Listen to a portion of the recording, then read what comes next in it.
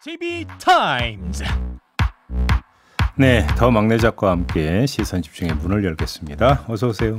네, 안녕하세요. 더 막갑니다. 네. 오늘도 삐딱선 정신에 입각해서 주요 뉴스 챙겨드리겠습니다. 네. 일단 정혜원이 님이 김종배님, 촌절님 오늘 비가 밤에 그친대요. 빗길 안전운전 조심하세요. 라고 인사를 보내주셨고요. 오늘 방송 예고를 보시고 시옷 기억 이응 님이 사법논담이 본방으로 돌아온 거면 유튜브 추가 방송은요? 라고 하셨는데요. 그건 그거대로 가고요. 그럼요. 걱정하지 마세요. 네. 유튜브 연장 방송까지 쭉 이어서 뜨겁게 네. 사법논담이 계속됩니다. 네. 기대해 주시고요. 자, A스타인 가볼까요? 네, 곽상도 의원의 아들 퇴직금 50억 논란이 계속되고 있는데요. 네. 어제도 새로운 보도가 하나 나왔습니다.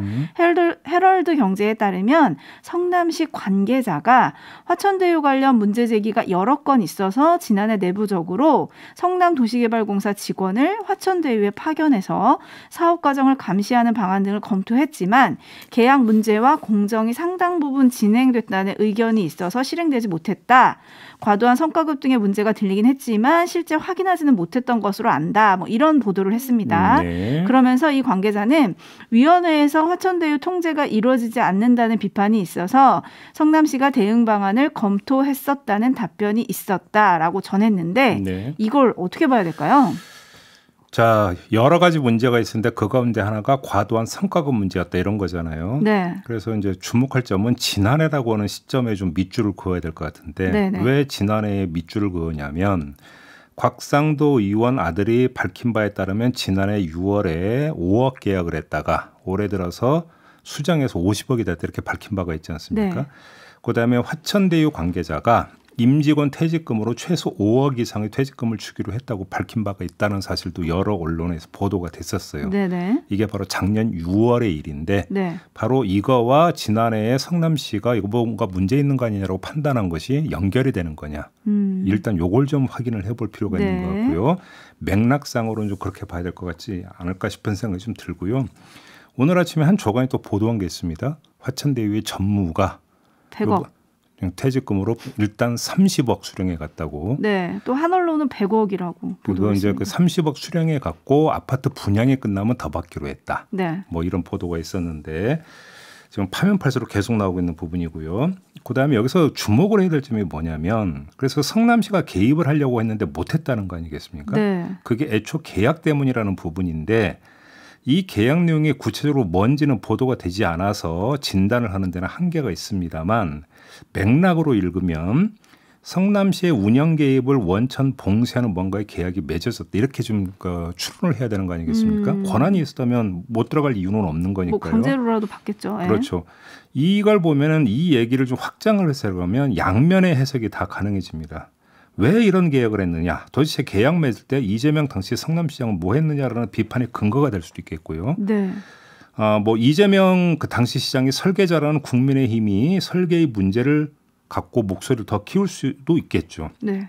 하지만 또 거꾸로 다른 면도 있는데 이재명 당시 시장이 커넥션의 중심이었다면 정말로 이런 계약을 맺었겠느냐. 이것도 함께 봐야 되는 거겠죠. 그러니까 자신이 핸들링할 수 있는 안전장치를 어떤 식으로든 만들어놔도 부족한 반에 그 길을 원천 봉쇄하는 계약을 맺었다? 이건 또 다르게 해석을 해야 되는 거 아니겠습니까? 그렇다면 커넥션의 중심이 아니라 변방도 아닌 이런 거 아니었느냐. 이런 또 추론이 가능하기 때문에 양면의 가능성을 다 놓고 좀 분석을 해봐야 될 것 같습니다. 네, 이게 계약서만 공개가 되면 조금 클리어해질 수 있나요? 그러니까요. 근데 문제는 계약서가 지금 추정한 대로 성남, 그러니까 정확히 얘기하면 성남시가 아니라 성남도시개발공사가 되겠죠. 네. 도시개발공사가 관여할 수 있는 여지를 완전히 지금 봉쇄를 해버리는 그런 계약이었다라고 한다면 지금 이야기 이 두 가지는 동시에 다 나올 수가 있어요. 확인을 하더라도. 알겠습니다.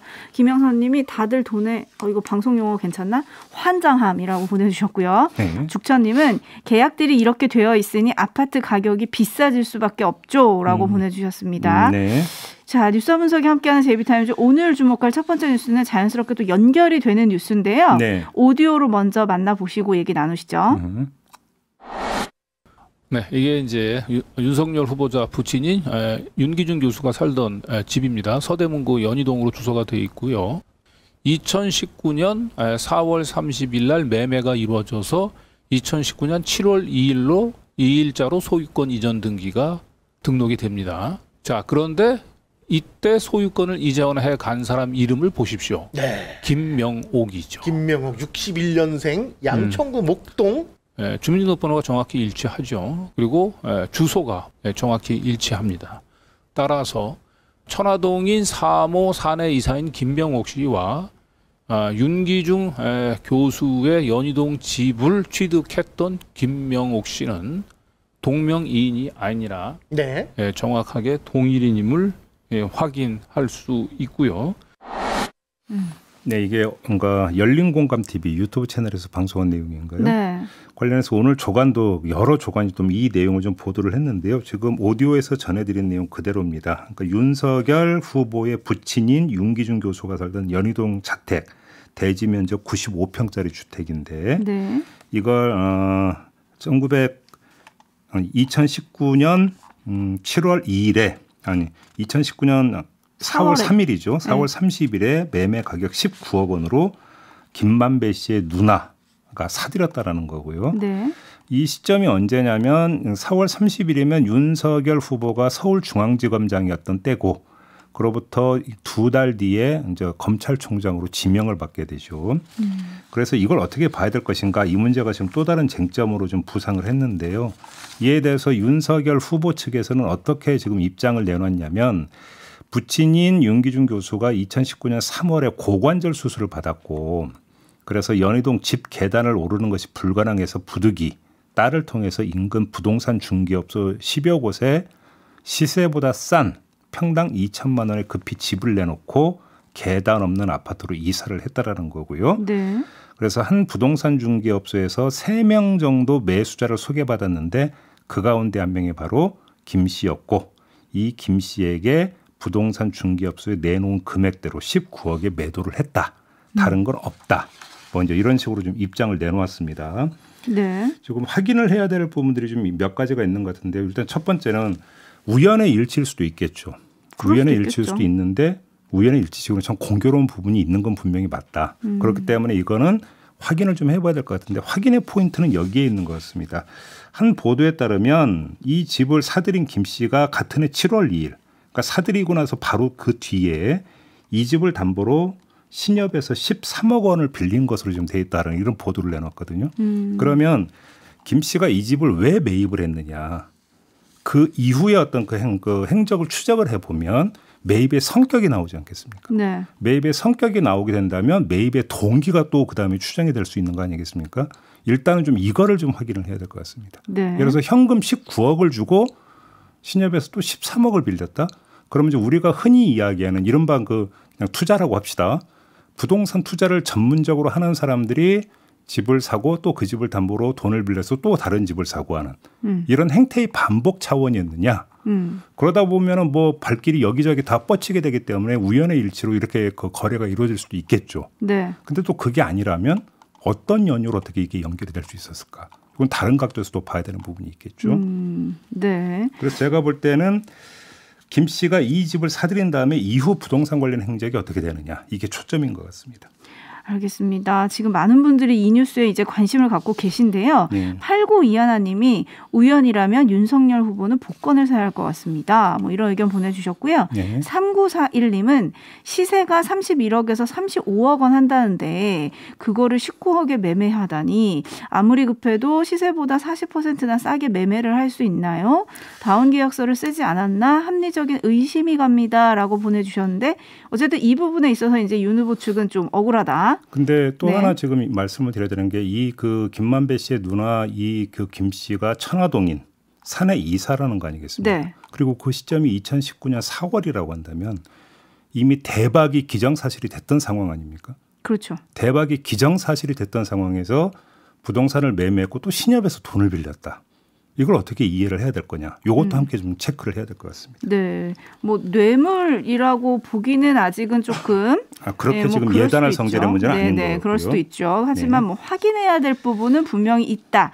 이 점에 이제 밑줄을 긋고 마무리를 해야 될 것 같은데 조금 다른 얘기일 수도 있는데 어제 국민의힘 대선 후보 토론회가 있었거든요. 네. 거기서 유승민 후보가 윤석열 후보에게 박영수 전 특검과 각별한 사이가 아니냐 화천대유 연관성에 대해서 질문을 했어요. 네. 근데 윤석열 후보가 앞서서 화천대유 고문으로 활동했던 권순일 전 대법관에 대해서는 상당히 비판적인 목소리를 냈었거든요. 근데 박영수 전 특검은 어떻게 생각하느냐에 대해서는 똑부러진 답을 못 하더라고요. 그래요. 네. 저는 뭐 솔직히 어제 이제 그 장면을 보지를 않았기 때문에 그러니까 어떤 이유로 그렇게 했는지는 잘 모르겠습니다만 아무튼 공교롭게도 그러니까 연결되는 부분이 있죠. 윤석열 캠프가 최초로 꾸려졌을 때 대변인이 이동훈 씨죠. 아, 네네네. 그렇죠. 그 수산업자. 여기에 그렇죠. 또 그 등장하는 공통인물이 박영수 전 특검하고 이동훈 전 조선일보 논설위원 아니겠습니까? 그렇죠. 근데 그게 또 윤석열 캠프 대변인이었고요. 네. 근데 이번에는 또 박영수 전 특검 딸이 화천대유의 직원으로 일을 했고 네. 그런데도 어떤 분이 연관이니까 그 화천대유의 실소유주는 김만배 씨였고 근데 김만배 씨의 누나가 윤석열 후보의 부친의 집을 사들였다. 그죠? 네. 우연의 일치겠죠. 네. 그러니까요. 등장인물들의 그 연결고리가 하나하나 밝혀지길 바라고 짚어야 될 게 한두 개가 아닌데요. 네. 더 자세한 내용은 아까 예고해드린 대로 3부 사법 논담에서 두 변호사와 조목조목 짚어보겠습니다. JB타임즈 다음 주목할 뉴스는 어떤 건가요?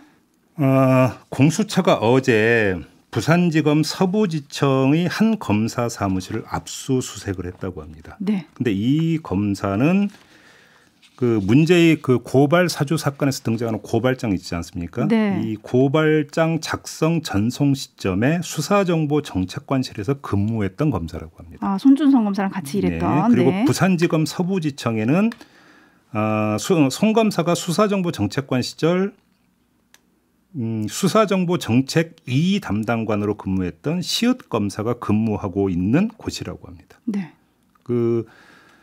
이걸 어떻게 봐야 될지 이게 지금 관심사로 떠올랐는데요. 이렇게 좀 봐야 될 것 같습니다. 네. 어디서부터 이걸 살펴봐야 되냐면 고발사주 사건이 불거졌을 때 공수처가 손준성 검사 직과 사무실을 압수수색을 한 적이 있었습니다. 했습니다. 이때 그 압수수색 영장이 어떻게 기재되어 있었냐면 성명불상의 검사가 보고서를 작성했다. 이렇게 지금 기재되어 있었습니다. 저희 방송에도 전해드린 바가 있었는데 바로 이 성명불상의 검사가 누구인지를 특정을 해서 어제 압수수색에 들어간 게 아니냐. 네. 좀 일단 이 점을 좀 하나 봐야 될 것 같고요. 네. 만약에 이게 맞다면 그다음에 그 당시 수사정보정책관실에 있던 검사가 보고서를 작성한 게 사실로 만약에 밝혀진다면 이 얘기는 완전히 달라지는 부분이 하나가 있는데요. 그렇죠. 손준성 검사 개인의 일탈이 아니라 조직적으로 더 정확히 말씀을 드리면 업무 계통에 따라서 보고서가 작성이 됐다는 이야기로 연결이 되는 겁니다. 네. 이거는 좀 문제가 더 심각해지는 거죠. 그렇죠. 예를 들어서 개인 일탈 차원이었다 하면 뭐 총장 모르게 할 수도 있겠죠. 근데 그게 아니라 수사정보정책관실의 업무 계통에 따라서 지시하고 작성하고 전달했다. 만약에 이런 사실이 만에 하나라도 밝혀지게 된다면 네. 이건 조직적으로 계통적으로 움직였다는 이야기가 되는 건데 그걸 총장이 몰랐다? 이렇게 되면 문제는 더 심각해지게 되는 거죠. 아, 요것도 이제 그러면 당시 총장이었던 윤석열 후보한테 또 질문이 갈 수밖에 없는 문제다 이 그렇게 말씀이신데 되겠죠. 네. 지금 이 압수수색을 받은 그 검사가 누구냐? 또 이력이 이런 게 또 있더라고요. 지난해 윤석열 검찰총장 비위 혐의 중 하나로 지목이 됐던 게 판사 사찰 논란 문건이었잖아요. 네. 그 문건을 작성한 당사자다. 뭐 이런 얘기가 지금 흘러나오고 있습니다. 네. 그래서 아무튼 확인이 좀 돼야 될 것 같습니다. 그러니까 지금 한겨레가 이걸 보도한 건데요. 한겨레는 그 압수수색 대상이 됐던 부산지검 서부지청 검사와 그다음에 당시 그 수사정보 정책관실에 근무하면서 이른바 판사 사찰 문건 작성을 했던 시읒 검사가 동일인이라고 확정해서 기사화하지는 않았어요. 네네네. 그렇기 때문에 저희가 여기서 단정할 수는 없지만 네. 만약 동일 인물이라고 한다면 어떻게 네. 되는 거냐. 이것도 좀 한번 나중에 확인할 사항으로 좀 놓죠. 네, 알겠습니다. 아유, 확인하고 지켜봐야 될 게 한두 개가 아닙니다.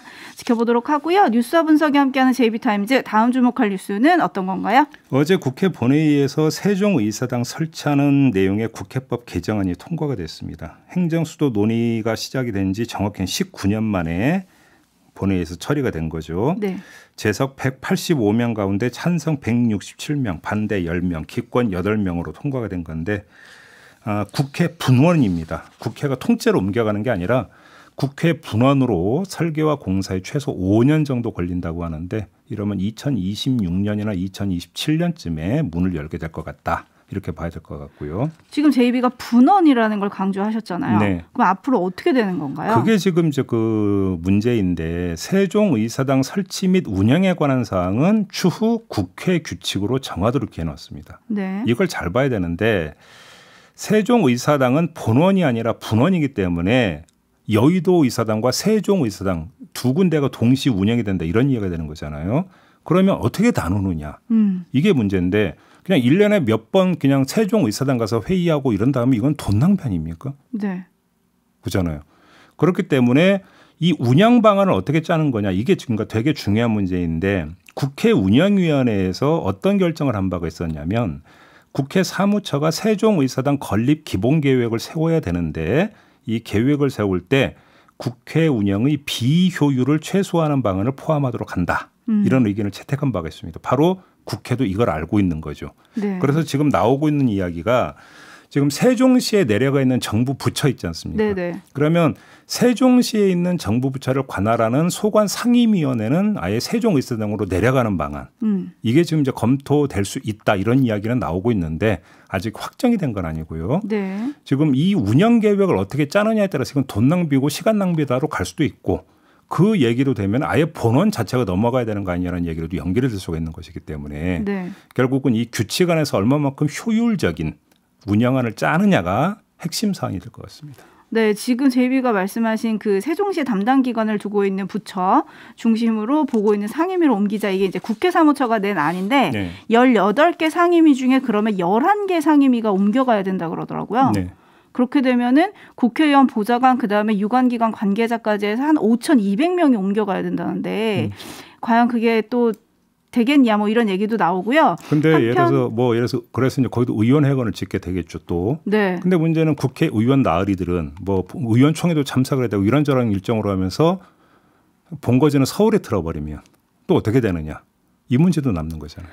그러니까요. 그리고 또 일각에서는 세종시에 땅 산 분들 이제 하면 딱 떠오르시는 분들 많으시죠? 네. 뭐 그분들의 집값 상승 우려하는 분들도 계시긴 한데 김종희님 큰 집은 서울에 작은 집은 세종에 2배 돈 더 드는 국회가 되겠네요. 세금 참 잘 쓰고 계십니다라고 보내주셨고요. 네. 이은하님은 분원을 왜 만듭니까? 세금 낭비 아닌가요? 세종시로 다 내려가세요라고 보내주셨고요. 7092님은 의원님들은 그렇다고 치고 직원들이나 비정규직 분들에게는 피해가 안 갔으면 좋겠습니다. 출장 오가다가 길에서 시간 다 낭비하시는 일은 없었으면 좋겠다. 뭐 바로 이런 뜻이 그거죠. 예를 아닐까 들어서 이제 싶어요. 그러면 의원 보좌진들이라든지 네. 이런 분들이 공무원 같은 경우는 세종시로 내려가는 공무원이 그러니까 특공이 있었잖아요. 네. 그잖아요. 특공 아파트가 있었잖아요. 그러면 지금 뭐 의원 따라서 내려가야 되는 분들에게는 주거 대책이나 이런 것들은 또 어떻게 되는 거냐.